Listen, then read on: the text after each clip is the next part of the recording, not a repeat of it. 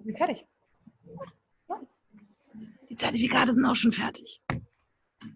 Wie schreibt Fenner jetzt? Kannst. So. Warte mal einen Moment. Ja, ich check jetzt mal ab, ob hier die Leute fertig sind. Was ist das denn hier? Wieso geht denn das nicht weiter? Ja. Okay.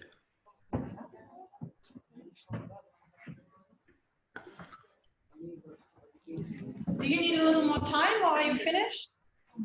Okay, so you have 2 more minutes. 2 minutes. And then you're on. Gut.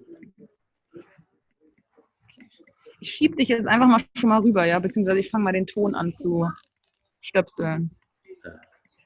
So please behave now.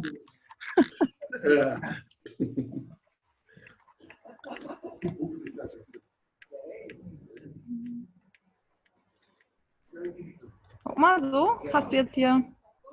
Oh, super. Das ist gut. Das andere ist halt leider hochkant, weil sonst ist es, glaube ich, zu flach. Das geht dann nicht so gut. So.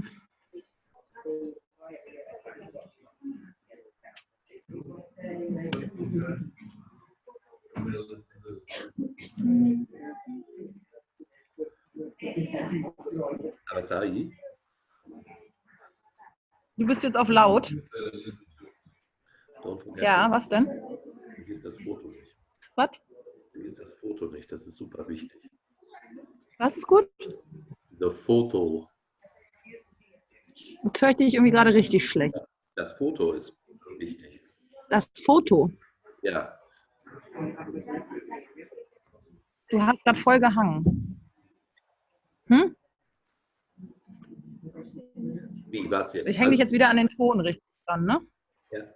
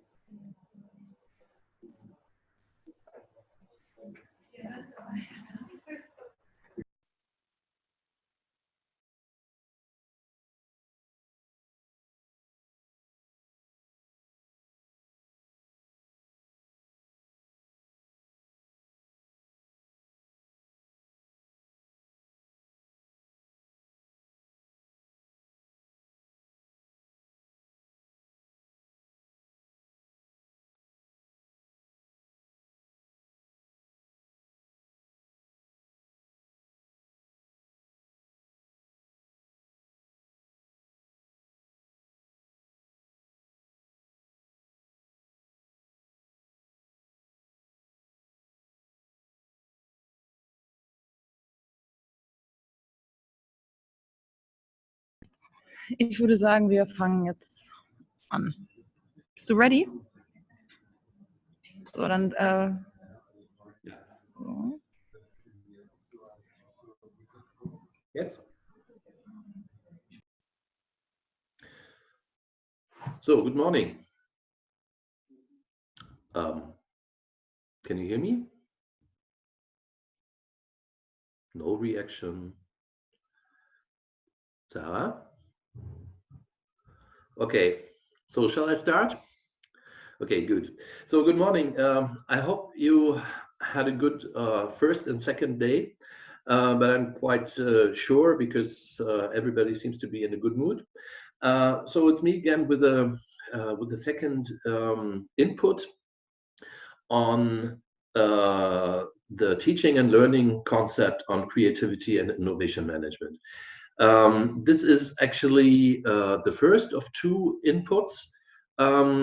This one is rather theoretical, and well, it shall serve to well, to lay the basis for the practical part, which hopefully answers the question how to transfer that into your own projects at your workspace, be it in higher education or in businesses or somewhere in between. So, well, I thought about well, how can I bring that about? And the structure is like that. I would like to start a little bit with competence theory. Then I would like to switch over to competence-oriented learning, to creativity and innovation competences, and in the end, how to teach it and how to validate it. So that's why we call this approach competence-oriented learning and validation. So the idea is to bring about what is behind that. Let me start with, well, with what you have done so far. Because I mean the original plan, and I know that you already that you also did that, was to dive into the design thinking process, and it started with a kick-off, or it all starts with a team, because design thinking is very much based on social interaction, into benefiting from the competences and from the creativity and innovation of your team members. So you should create a team vision and identify the challenge, and then well, develop solutions to these challenges by creating ideas, by thinking and designing in a lateral way, then refining and substantiating the idea up to the task which takes place today, prototyping, and in the end, then a presentation, a pitch to convince the others. So this is what you have done so far, and you can also call that your action field. So this is a term that is related a little bit to situated learning theory. So it's very practical. It's what you have to do, the challenges that well, you are working in. And the action field, in the action field, you jointly build your team, share roles, maybe handle even conflicts or something like that, but at least handle the good team spirit and the good teamwork. You develop your messages, you create and evaluate ideas, you discuss and decide it, you constructed knowledge, you develop models. In the end, you probably create ideas for a pitch and you try to attract the audience. So that's your action field. This is what you have to do. And of course, I mean, in the end, your students, or yeah, the final beneficiaries of the whole thing, will also work in this kind of action field. And this is a very important term for us, because from the action field, we ask ourselves, what do we, or what do you have to do to be successful in this action field? And well, we can differentiate 5 big areas. The first one is creating ideas. The second one is spotting opportunities. The third one is developing visions. Fourth is valuing ideas. And then you would also probably need a kind of ethical thinking to, well, to decide, to select, and to create your values, etc., etc. And if you read the bullet points under these 5 big areas, you see that it differentiates a little bit. So you, while creating ideas, you identify, create, and seize opportunities. You focus on challenge, you uncover needs, and you analyze the context. So it's not just like, a spark or something like that. It can be also related to hard work and to analyze the concept, to the context. And under the point spotting opportunities, you also see the fifth point. You have to be innovative. You have to design value. You have to define problems, develop ideas, and of course, as a kind of state of mind, you have to be curious and open, and so on and so on. You can really describe that. And this is not our idea, but it's the idea, or it's the aspects mentioned by the Intercomp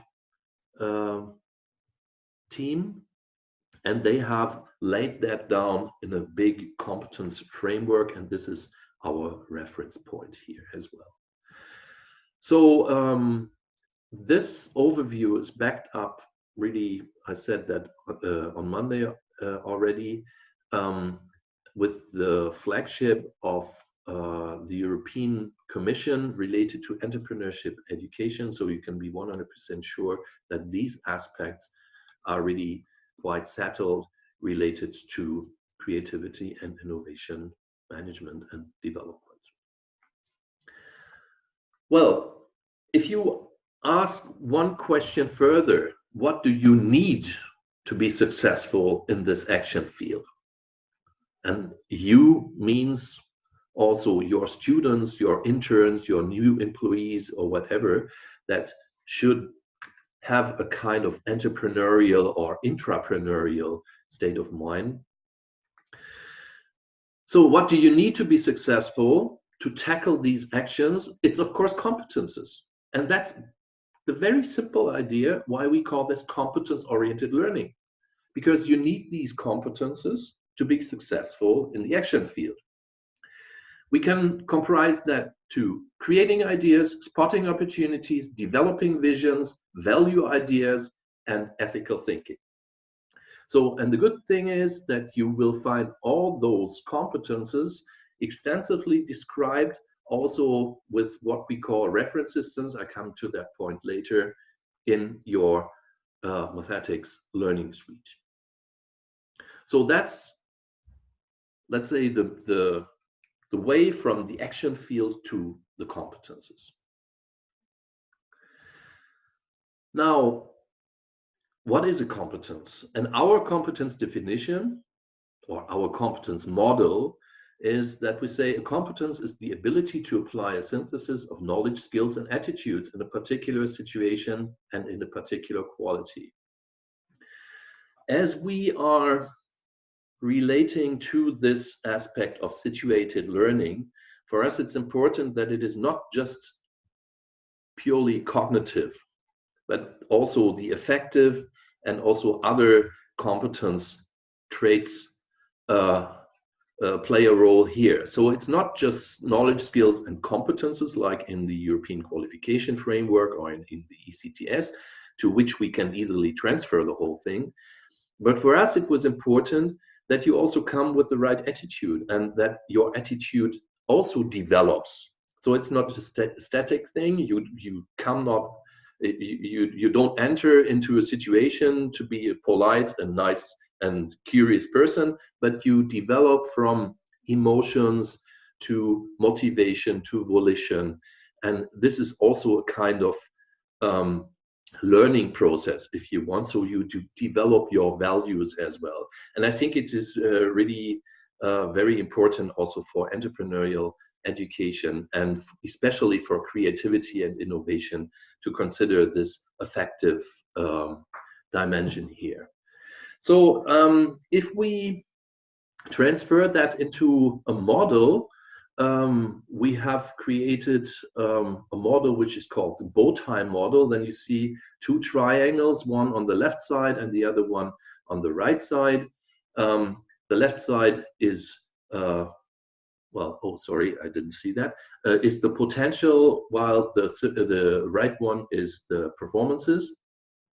And, well, remember, knowledge, skills, and attitudes would be on the potential side, and on the external side, we would have the context, the quality, and maybe the acting or the behavior. So that's basically the visualization of well, our competence model. And this is important because we further developed it. Actually, not we, but especially our friend Jaap van Lakerveld. And it looks like that. So that's the competence model, the bow tie model with the two triangles. We have the, I already explained that. And you see those circles in the middle, and you can, and the idea is that the competences, the competence development is a kind of dynamic process which takes place in this, between these two triangles. So that would be the competence area. And the explanation for that is, well, you have knowledge, skills, and attitudes on the one hand, and you have context, actions, and quality on the other. And then you have kind of drivers in the middle, the needs, the goals, the challenges, and the opportunities. And the idea is that an individual develops while living in this reality or tackling these challenges. So if we turn that upside down, you see that there is an interaction between skills and actions, and well, this inner lens grows. So, and that's the idea of the engine of the learning process, how Jaap called that. So in fact, the volume increases and people become more and more competent because they have more skills, they have more, they could cope with the context more or with different contexts. They deliver a higher quality, and their knowledge, skills, and attitudes, they increase. So that's a kind of visual representation. And to my mind, personally, I like very much the idea that this is the engine of the learning process because it has a kind of dynamic but still circular principles. Okay, so that's our idea of competence acquisition, how you learn. And then if we relate that a little bit to our situation, and I opened this the first input with the challenges in 2020 and the opportunities in 2030, I would also include a kind of innovative learning design, or at least a paradigm shift in learning and teaching for 2030, because I think many people, many educationalists agree that our education systems are not fit for purpose anymore. And therefore, we stated that in future, there will not only, we will not only need competent teachers, but also competent learners. So still our education systems do not treat the students as, let's say, self-organized individuals, or it's simply not enough what we give them as development opportunities. So not just smart training and teaching skills will be required, but also advanced learning competences. So there's a shift from subject or content-oriented learning to competence-oriented learning. So we have to create competences rather than to put knowledge into somebody. So that's the idea. And the second part is a kind of conveying systems. So you might have heard, of course, of the term didactics, coined by Comenius in the medieval times, and he called that, or he developed the concept of didactics as the art of teaching. And the counterpart, the second side of the medal, is mathematics. Mathematics, and that's why we call our learning systems also, or we created this brand, because we consider mathematics as becoming more and more important in our future educational systems. Mathematics as the art of learning, as a kind of facilitation for the learners, to create and develop their learning competences. So just as a kind of background. Now, I thought maybe it would be quite good, because I'm not sure if you all are experts in didactics. I'm quite sure that our university lecturers do not necessarily, I mean ours in Germany, do not necessarily have a good connection to didactics. And I'm 100% sure that also in the companies, the term didactics is not quite clear. So what are didactic principles? Actually, this is what every teacher, every trainer should know. So the didactic principles say that you have to adjust a learning situation to several, let's say, areas. The first one would be the target group. Then it should be, the learning should be adjusted to the whole. So not just to singular aspects, but we should have to take the whole in our planning and in our delivery. It should adjust to all the senses. So it should be, even you can even smell it. I don't know. Why not? I know lots of learning situations where you can really, where it is good to smell something.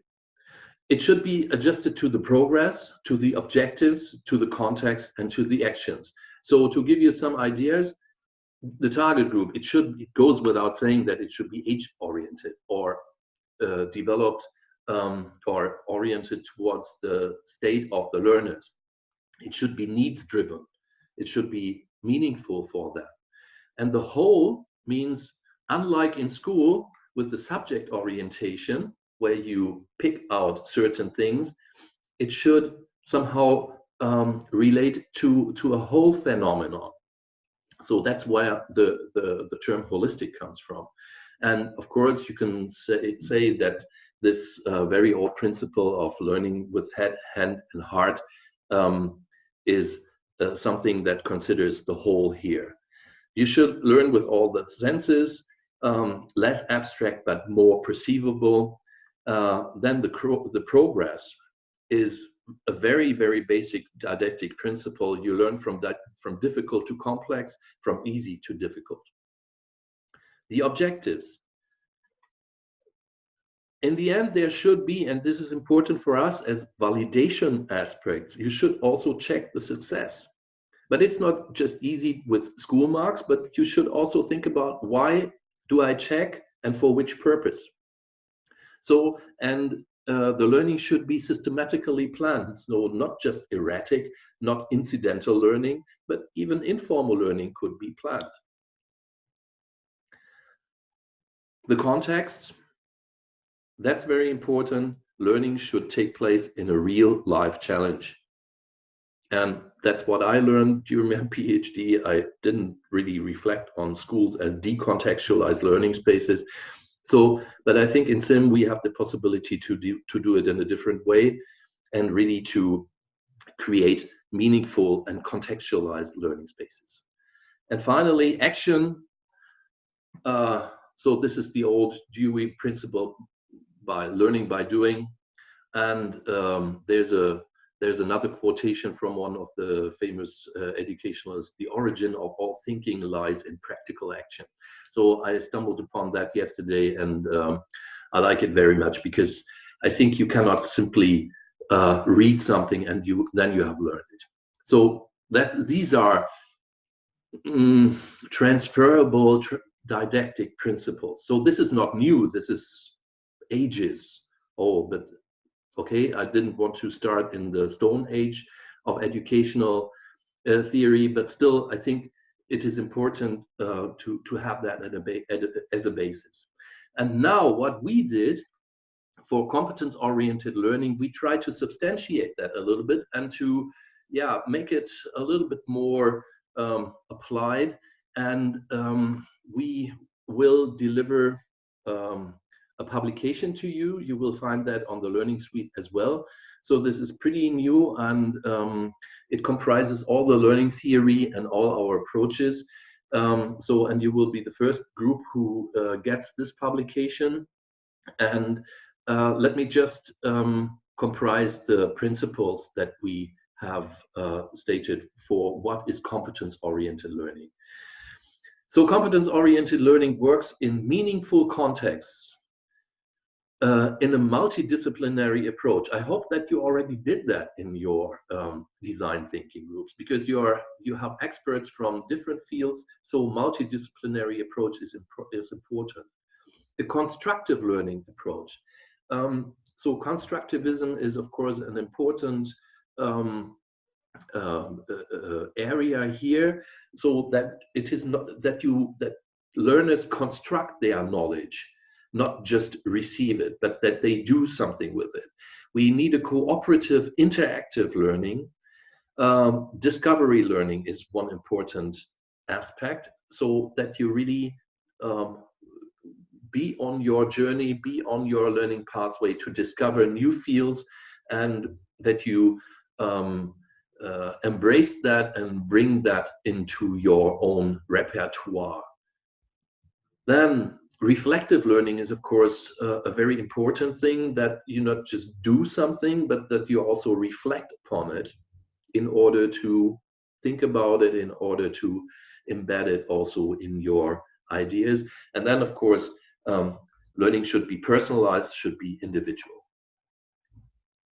Not just, so we really have to think about how we can justify the learning, or how we can focus the learning on the individual. And we have to see the developments of the individuals, or we have to observe them. So that's maybe the idea behind it. And then we came across a kind of distinctive features. So we should relate to intriguing themes and issues. So something which is attractive to the learners. We have to create attractive learning environments. We have to create challenges. I think this was also done already on the first day in your design thinking experiences. Learning with dilemmas is a very, very interesting theme, because this might sound a little bit odd for some of you. So how can you learn from dilemmas? But I once had a very interesting encounter in my students group, and there were two people from a nursing school, and they said, yes, of course, we immediately understand that, because I mean, if you work with patients and if you have to decide, then sometimes you're in dilemmas, and it's very important for us to learn how to deal in these dilemmas. And the world is full of dilemmas. I don't know, climate change, and what kind of food you're eating, and if you change your behavior, and these kind of things. So I think that's an interesting thing here. Of course, we have learning by doing, learning by experiencing, learning by creating, learning by reflecting, and learning by sharing. These are just principles that we, and again, in most of the cases, Jaap,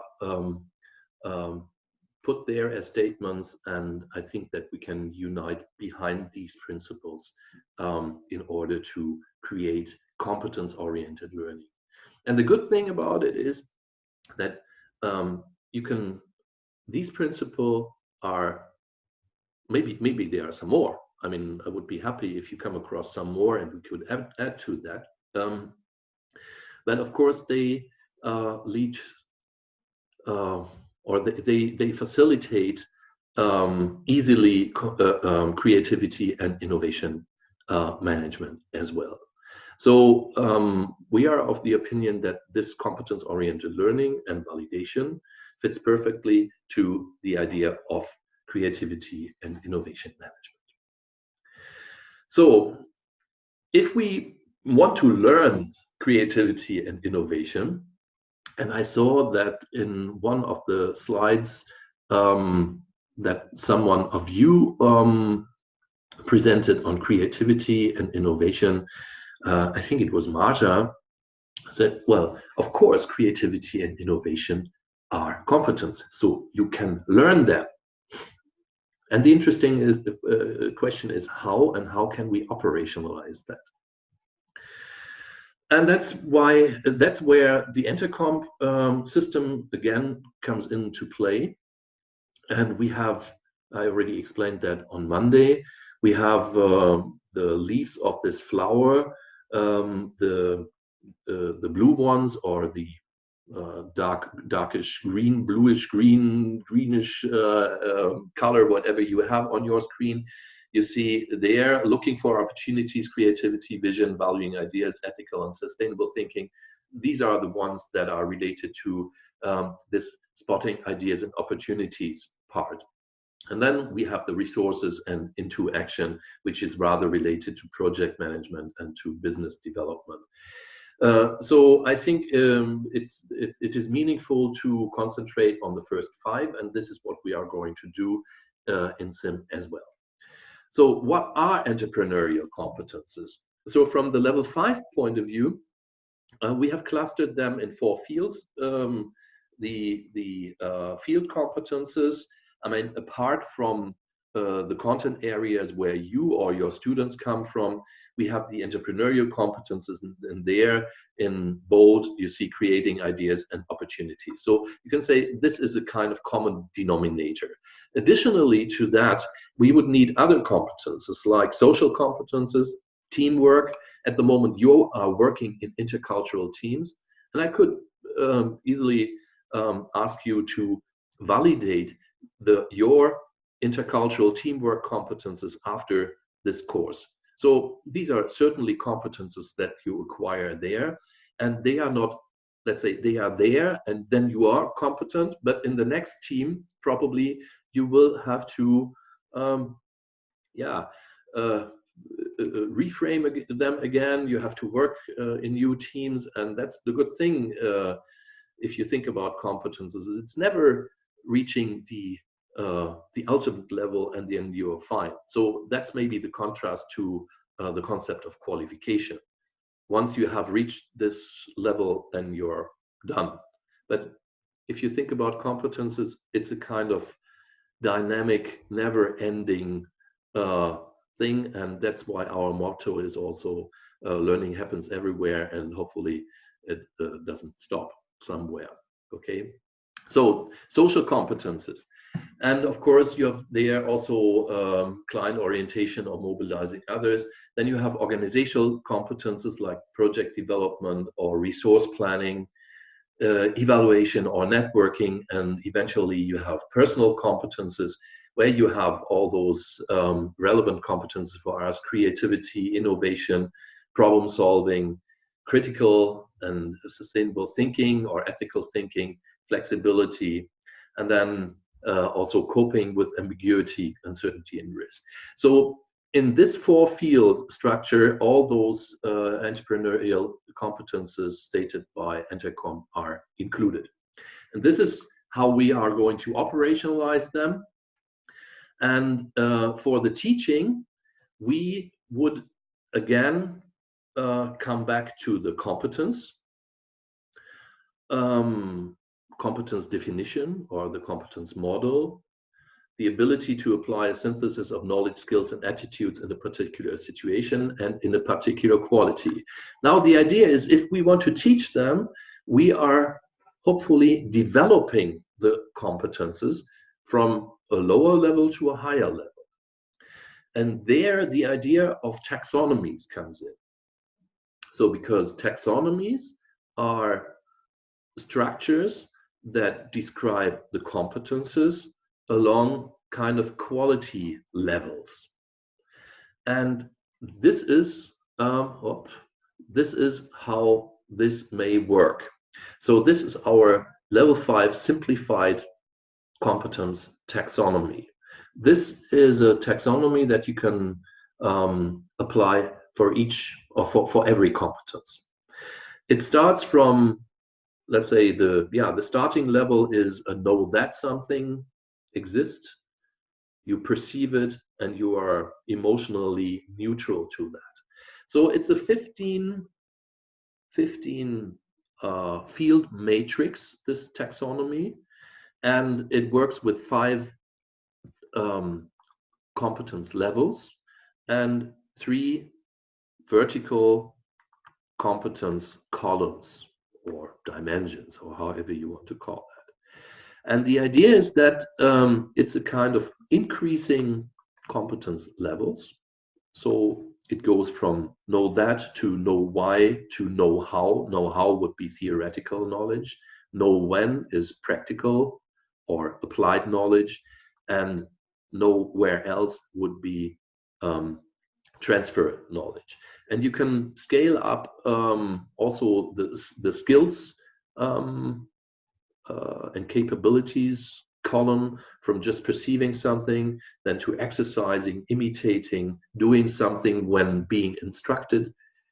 Third level would be to decide something on your own. You deliberately do something consciously, and you select and you decide.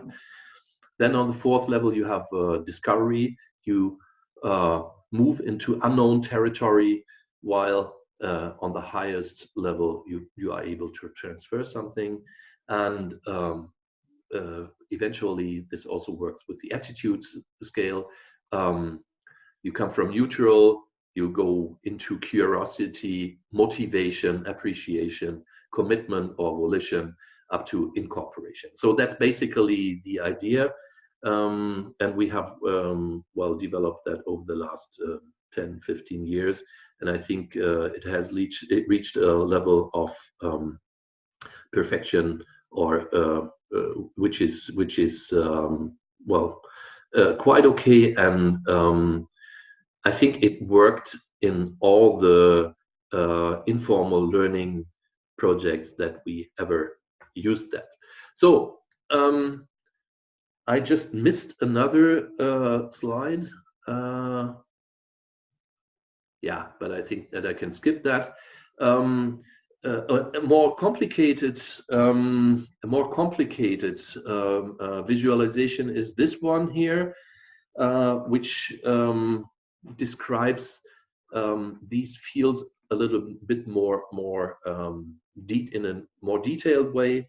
There, I would like to just highlight 2 points, which is the level 3 and 4 on the skills level, because this has some connectors to the other taxonomies, like the EQF. The level 3 is still in known system. You can still teach that in schools, or with kind of case studies, for instance. While on the 4th level, you have disturbed systems. So if you take a competence like client orientation, you can still play in role plays on level 3, while being confronted with the real life, with the clients, with the investors, or whoever you want to convince. These are disturbed systems that you can very, very difficultly predict.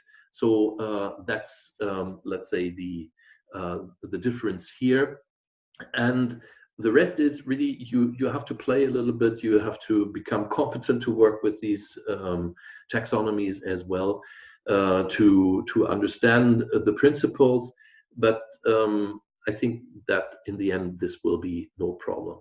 So how does that work now for the competence of spotting ideas and opportunities?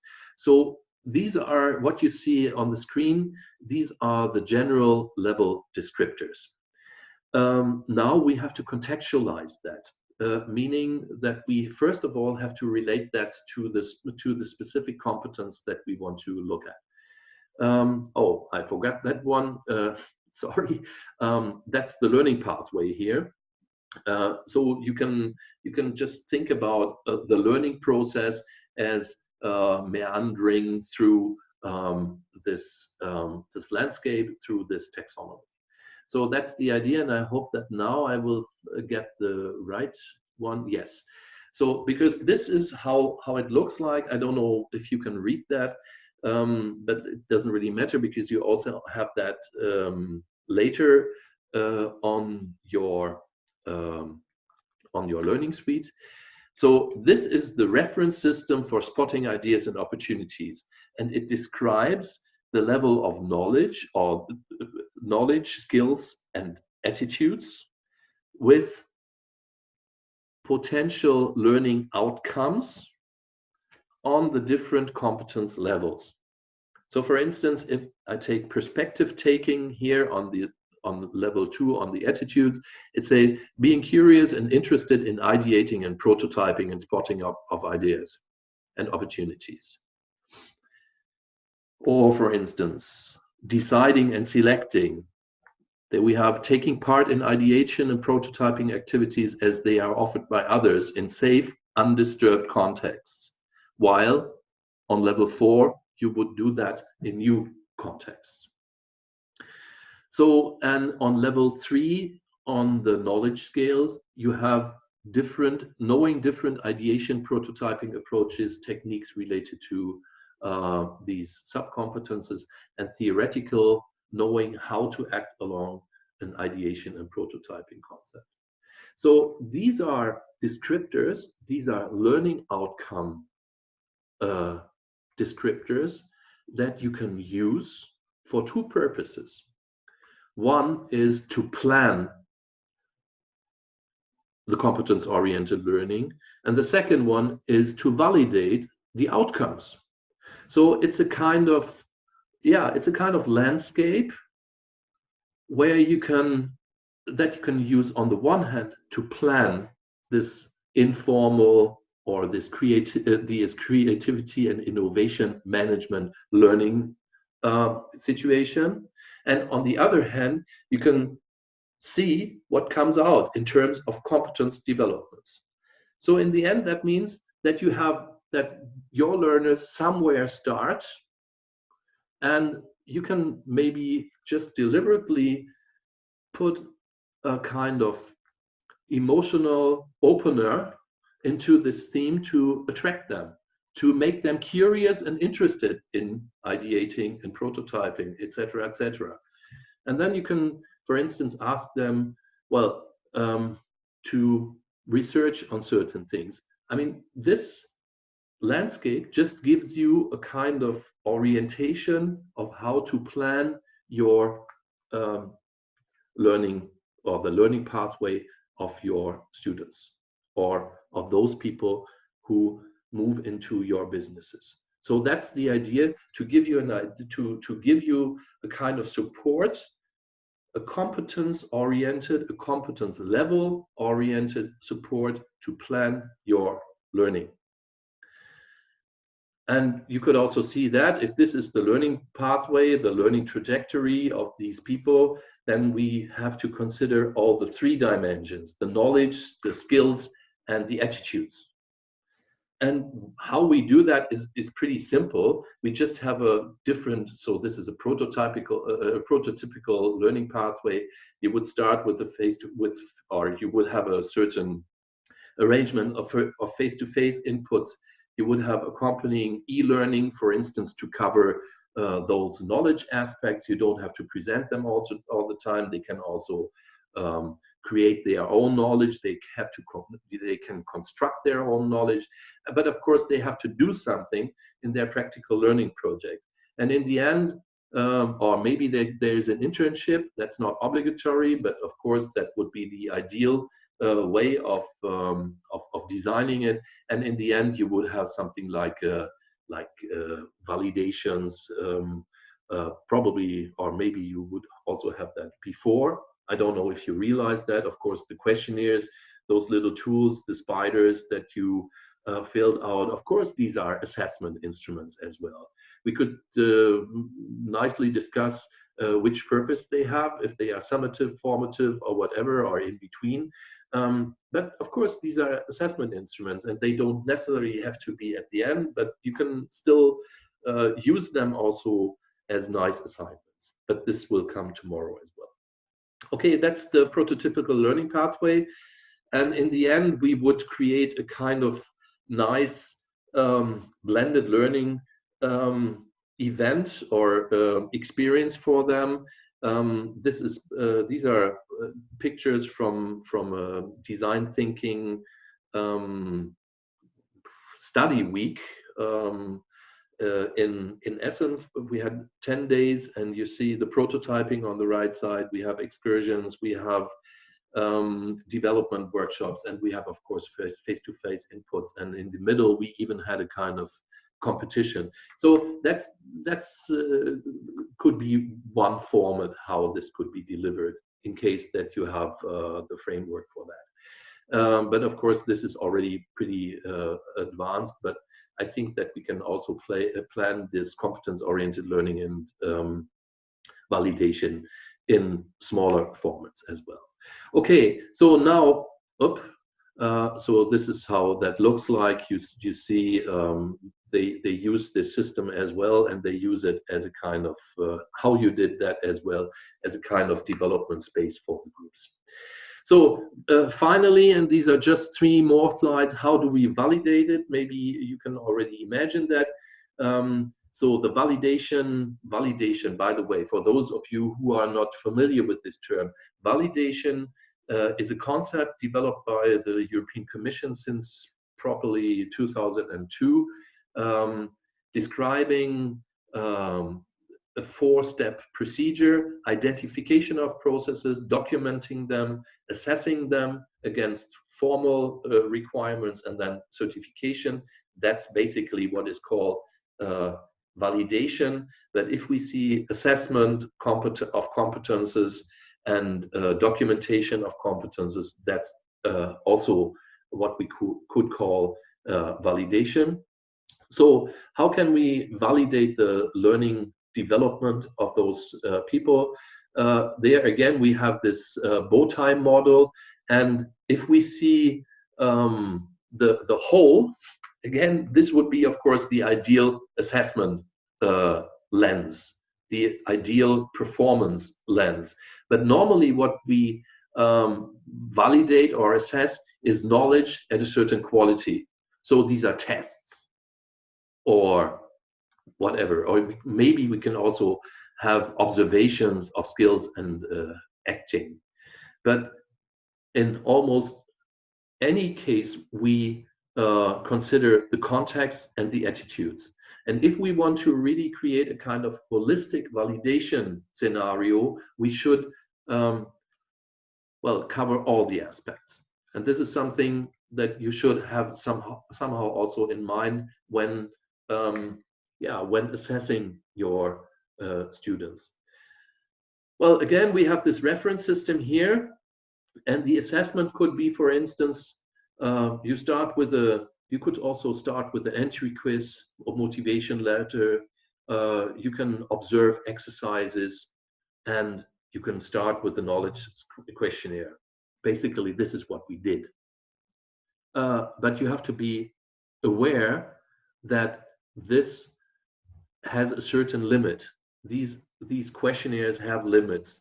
I'm pretty sure that in higher competence areas you should use other assessment methods. For instance, case studies, reports, and observations, and in very high competence areas, one could work with project tasks, reports, and essays. Maybe this is something which goes without saying for you, but we have many examples where very highly developed societal sectors still try to assess high competence levels with low qualified assessment methods. So yeah, that's it basically about validation. And in the end, that's the visual representation. That's the level 5 cube. Well, it's a kind of folded reference system, if you want. And you see, of course, the competence development in this cube represented by the increasing volume.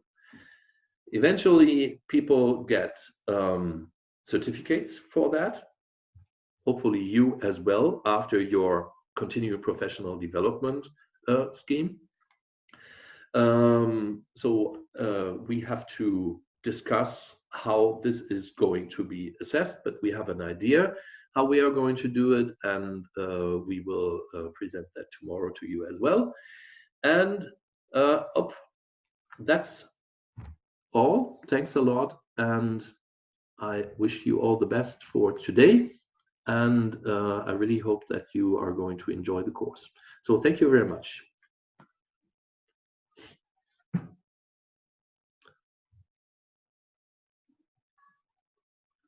Sarah, you have to unmute. Yeah. Yeah, I did that now. Okay. Other questions?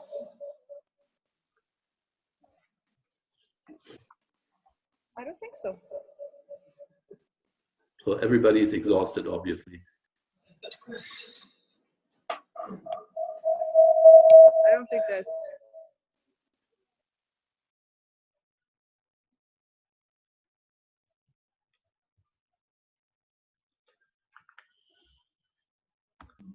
So I think if there are not any more questions, we'll see you tomorrow.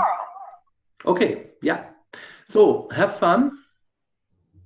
And I hope that you are going to have a very successful third day of your design thinking experience.